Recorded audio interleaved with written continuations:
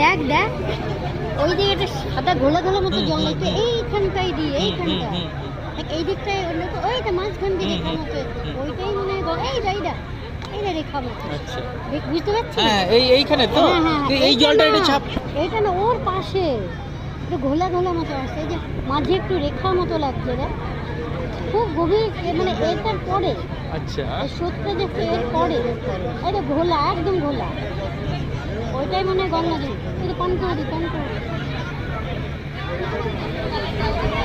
ওইটা এইটা যমুনা ওইটা গঙ্গা নদী।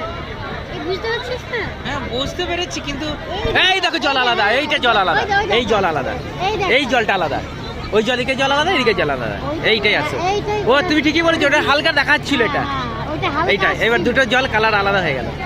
এদের বুঝতে পারা গেল দেখতে হ্যাঁ এইখান থেকে এখনো চলছে ওইটা গঙ্গা ওটা হ্যাঁ এটা যমুনা এটা যমুনা এবার পরিষ্কার বুঝতে এবার পরিষ্কার হয়ে গেল। এটা তো হ্যাঁ তুলে নিয়েছি তুলে নিই আমাদের মোবাইলগুলোই রয়েছে।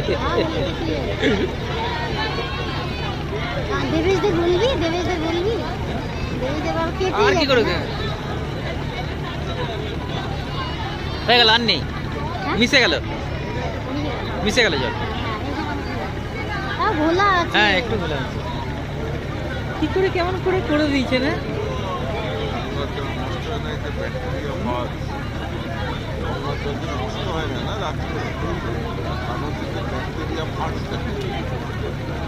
এইটাই দীঘায় ওই যে মাছের ভেড়ি যেখানে ওখানটা ওর জলটাও তাই সমুদ্রের জলটা দুটো আলাদা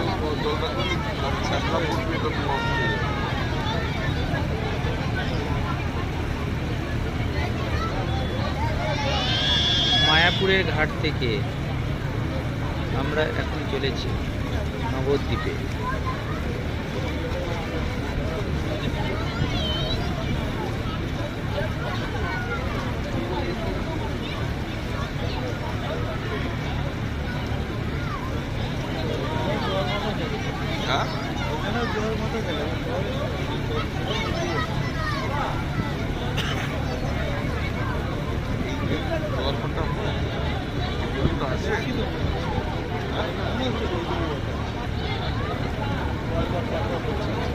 এদিকটা পুরো গঙ্গা এদিকে তোমার ওই ঘোলা জ্যাম আর এটা নেই মিশে গেল ওরা লক্ষ্য করেনি মনে হয় জানে যতক্ষণ সম্ভব ওরা লক্ষ্য করেনি।